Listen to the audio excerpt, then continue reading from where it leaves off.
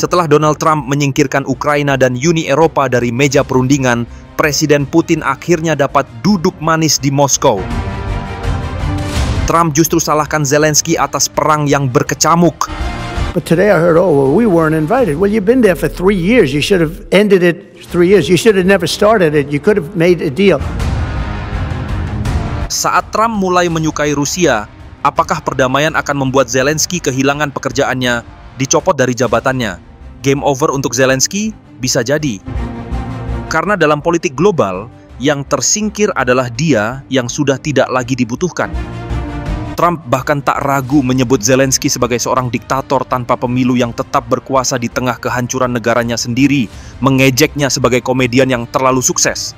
Bukan karena leluconnya, tapi karena berhasil membuat Amerika Serikat menghamburkan ratusan miliar dolar untuk perang yang menurutnya tidak bisa dimenangkan. But think of it, a modestly successful comedian. President Zelensky talked the United States of America into spending $350 billion to go into a war that basically couldn't be won. Zelensky yang putus asa tiba-tiba melakukan perjalanan mendadak ke Uni Emirat Arab. Ya, bukan langsung ke Arab Saudi, tapi ke tetangganya dulu. Uni Emirat Arab, negara yang secara geografis memang dekat, tapi secara politik jelas bukan pemain utama dalam perundingan ini. Jadi, apa sebenarnya yang dia lakukan? Harapan kosong, langkah panik, atau sekadar mencari cara agar tetap relevan di tengah perundingan yang berlangsung tanpa dirinya? Secara psikologis, ini jelas tanda kebingungan.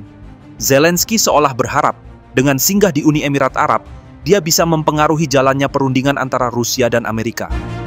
Atau setidaknya, mengintip dari kejauhan, melihat apa yang sedang dimainkan dua kekuatan besar itu di Riyadh. Tapi apakah itu cukup? Jelas tidak. Setelah perjalanan yang sia-sia, Zelensky akhirnya memutuskan untuk benar-benar menuju Arab Saudi. Tapi sayangnya, semuanya sudah terlambat. Sergei Lavrov dan Marco Rubio, dua pejabat senior dari Rusia dan Amerika, sudah duduk bersama, sudah bicara, sudah membuat kesepakatan. Dan yang lebih mengejutkan, perundingan itu menunjukkan sesuatu yang lebih besar. Washington dan Moskow kini memiliki hubungan yang lebih hangat. Dan di tengah semua ini, satu orang yang tidak ada di meja perundingan justru menjadi sorotan utama, Volodymyr Zelensky. Bahkan Elon Musk pun ikut menyorotinya. Dalam sebuah postingan di X, Musk menyindir habis-habisan. Zelensky tidak menginginkan perdamaian, dia hanya menginginkan uang dan kekuasaan. Trump dan Musk kini punya kesamaan, sama-sama tidak percaya pada Zelensky. Dan ironisnya, banyak orang di Ukraina juga mulai berpikir hal yang sama. Lihat saja angka dukungan untuk Zelensky, hancur berantakan. Saat perang baru dimulai, popularitasnya meroket hingga 90%, tapi di akhir 2023, jatuh ke 77%, dan sekarang hanya 57%. Kenapa? Jawabannya menyakitkan. Perang ini sudah berlangsung 3 tahun, korban terus berjatuhan, kota-kota luluh lantak, dan yang paling buruk, tidak ada tanda-tanda kemenangan. Sekarang Zelensky ada di titik terlemah dalam karirnya. Amerika ingin dia pergi, Rusia tentu ingin dia tersingkir, rakyatnya sendiri mulai kehilangan kepercayaan, militernya melemah, dan Eropa, mereka bahkan mulai ragu apakah masih mau membantunya. Jadi, apa pilihan yang tersisa untuk Zelensky, atau mungkin dia sudah tidak punya pilihan sama sekali? Satu-satunya jalan keluar yang tersisa adalah menyetujui kesepakatan perdamaian yang ditengahi Amerika dan Rusia. Tapi masalahnya, kesepakatan damai ini membuatnya kehilangan jabatan. Pilihan lainnya, menolak. Tapi menolak berarti dia akan dianggap sebagai penghalang perdamaian. Dunia akan melihatnya sebagai orang yang mempertahankan perang demi kekuasaannya sendiri. Dan jika itu terjadi, seruan untuk pemilu akan semakin keras dan dia tetap bisa tersingkir dari jabatannya. Banyak kemungkinan absurd yang bisa terjadi. Pertama, comeback jadi stand-up comedian.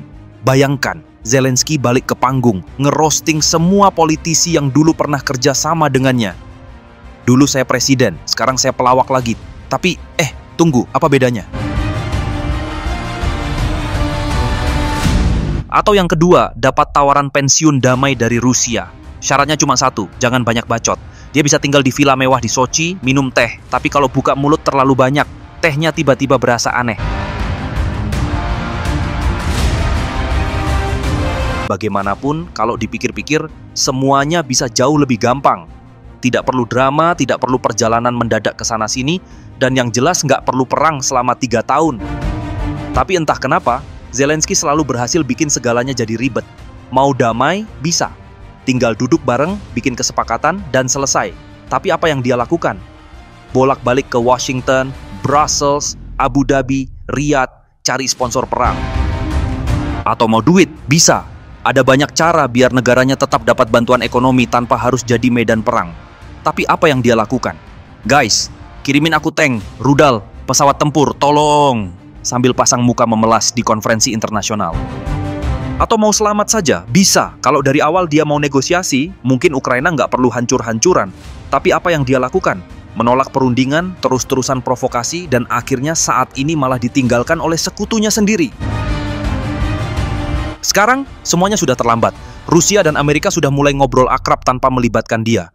Eropa mulai bosan. Rakyatnya sendiri kehilangan kepercayaan. Jadi sebenarnya ini bukan lagi soal Zelensky mau apa, tapi siapa yang bakal pertama kali kasih tahu dia kalau game ini sudah selesai?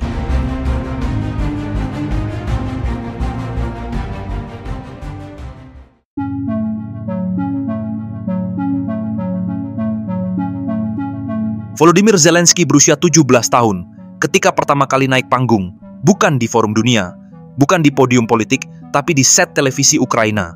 Dia bukan negarawan, dia seorang komedian. Perannya orang biasa. Lalu, seorang presiden fiksi dalam sebuah film.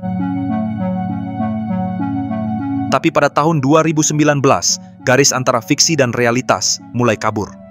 Zelensky mencalonkan diri dalam pemilu sungguhan, berjanji membawa reformasi dan perdamaian. Rakyat percaya.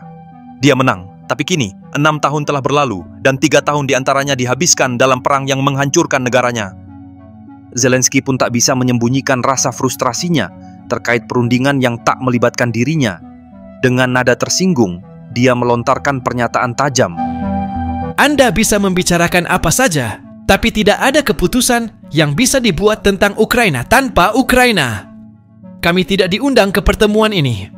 Perundingan Amerika-Rusia di Arab Saudi ini mengejutkan kami. Dan juga banyak pihak lain yang ditinggalkan. Zelensky frustrasi, berbulan-bulan merayu Trump, malah dibalas penghinaan. Zelensky pasti kecewa, bahkan mungkin hancur secara mental. Bayangkan, berbulan-bulan ia memuji dan merayu Trump, berharap Trump jadi pahlawan penyelamat. Tapi apa balasan Trump? Cibiran, hinaan, dan menyebut angka approval rating hanya 4%, yang artinya partisipasi rakyat untuk memilihnya kembali hanya naik 4% saja. Karenanya Zelensky bersikeras membalas Trump dengan tudingan hidup dalam ruang disinformasi, alias termakan hoax atau propaganda Rusia. Maka seperti biasa, ia memainkan peran lama, berpura-pura menghormati Trump dan rakyat Amerika. Kita berbicara tentang angka 4%, dan jelas ini adalah bagian dari disinformasi. Kita tahu asalnya, dari Rusia. Kita juga memiliki bukti bahwa angka ini dibahas antara Amerika dan Rusia.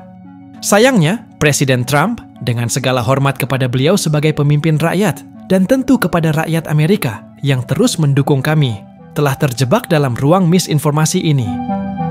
Kata-kata ini lebih terdengar seperti upaya putus asa untuk tetap mendapatkan simpati daripada penghormatan yang tulus.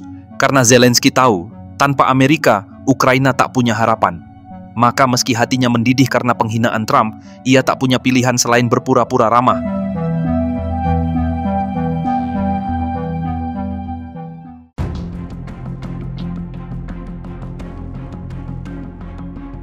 Sekutu Eropa langsung pasang badan untuk Zelensky.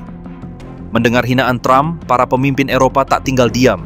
Kanselir Jerman Olaf Scholz langsung meradang. Dengan tegas, ia mengecam Trump yang menyebut Zelensky sebagai diktator. Sangat salah dan berbahaya untuk meragukan legitimasi demokratis Presiden Zelensky, tegasnya. Scholz mengingatkan, yang memulai perang ini bukan Zelensky, melainkan Vladimir Putin. Dan menurutnya, Trump justru lebih sibuk menyalahkan korban ketimbang pelaku. Tak hanya Scholz, kandidat kanselir Jerman Friedrich Merz juga tak terima. Ia menolak mentah-mentah tuduhan Trump terhadap Ukraina. Dan bahkan bukan cuma Jerman, seluruh pemimpin Eropa kini berdiri di belakang Zelensky. Dalam pernyataan bersama, Jerman, Inggris, Prancis, Polandia, Italia, dan Spanyol dengan lantang menyatakan dukungan total mereka. Jangan coba-coba negosiasi damai tanpa melibatkan kami. Bagi mereka, perang ini bukan hanya soal Ukraina, ini soal masa depan Eropa. Dan yang lebih penting, Eropa menegaskan satu hal, Ukraina tidak akan dijual. Jaminan keamanan bagi Kyiv adalah harga mati. Apakah semua dinamika ini benar-benar perpecahan antara Amerika dan sekutu Eropanya? Ataukah semua ini cuma drama politik sebelum kesepakatan besar di masa depan yang dipenuhi tanda tanya terjadi? Satu hal yang pasti, semua ini belum selesai. Dan apa yang terjadi selanjutnya pasti mengejutkan kita.